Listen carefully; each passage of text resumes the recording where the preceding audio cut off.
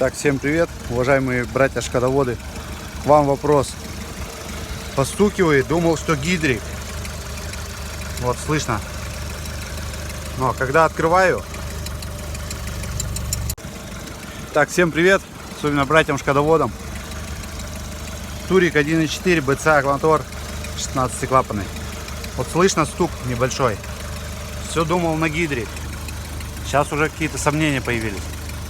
Звук как будто с этой стороны, но идет из головы. При этом открываем.